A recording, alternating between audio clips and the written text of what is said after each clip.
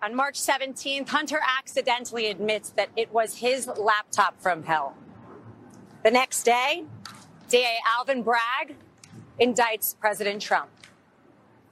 June 8th, an FBI document is released showing that the Ukrainians paid the Biden crime family millions and millions of dollars. The next day, the Mar-a-Lago raid and the Mar-a-Lago indictment. Last week, Hunter Biden's sweetheart plea deal fell through when the judge realized it had blanket immunity. The following day, a superseding indictment against Donald Trump. July 31st, Devon Archer goes to testify in front of the House. That was only after they failed to put him in jail prior to the fact. What happens the next day? The January 6th indictment that we're here for today. This is not a coincidence.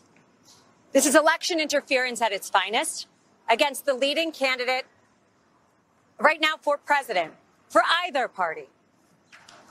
President Trump is under siege in a way that we have never seen before.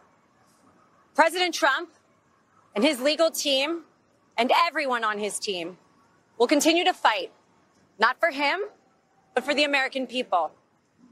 I'll take some questions. Well, thank you. I know the president has called this a witch hunt. You just laid out several examples of that.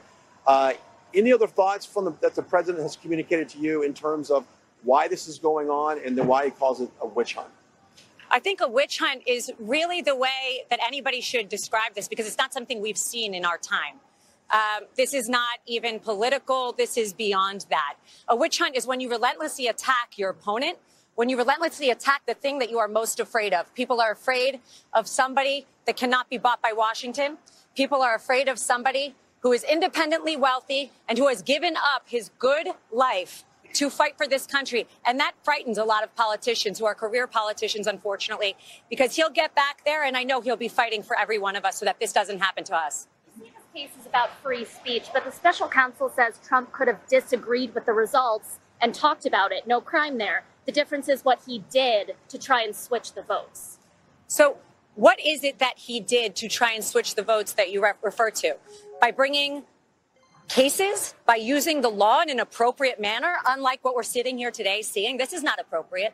What President Trump did is he said, go patriotically and peacefully and protest. That is an American right.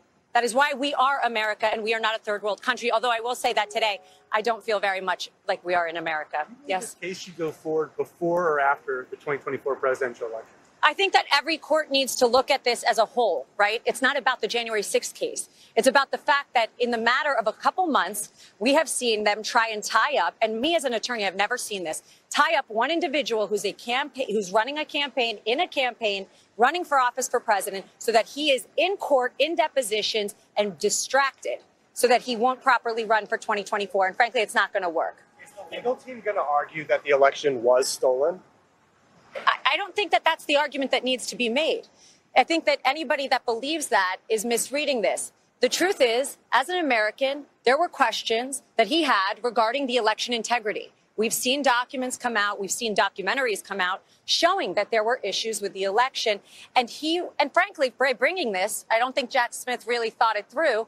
There only has to be proof that, number one, President Trump believed that this election was not completely honest. And number two, Jack Smith has opened himself up to a can of worms that we can now look at and really examine. If you believe that he's innocent and that this is all a setup, why not bring it to trial as soon as possible before the election so that you can clear his name? Yeah, I would love to do that, but there's something called discovery. And when somebody wants to say that the 2020 election was perfect and that President Trump has no right to object to it, we've got to go show them all the facts. And there's a lot of facts to show. So everybody has their time. And to say that Donald Trump should then be rushed and not be given the same fair proceeding that anybody else is just, frankly, un-American. It's not fair. It's not the way our system works. A lot of the lawyers who helped him try to overturn the election are unnamed co-conspirators in the indictment.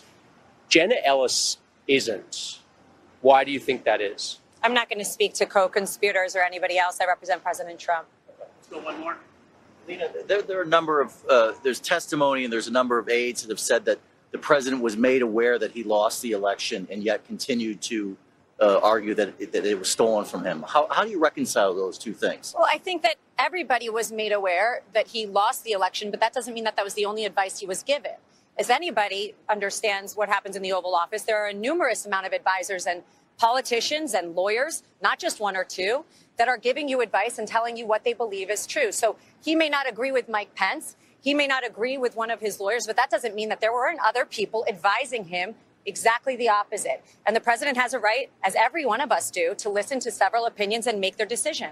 I remember hearing Hillary Clinton and Stacey Abrams argue their elections were not right. Absolutely. I mean, how, and the weaponization of the DOJ didn't happen then. No, of course not. But if your last name's Trump, it's very different. So Hillary Clinton could have a problem when she lost the election, and we could have a complete liberal meltdown, as we all saw.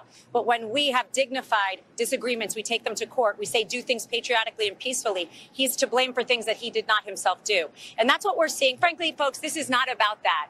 This is about politics. This is about 2024. Period. The end. Thanks, guys. Thank you. Thank you. Thank you.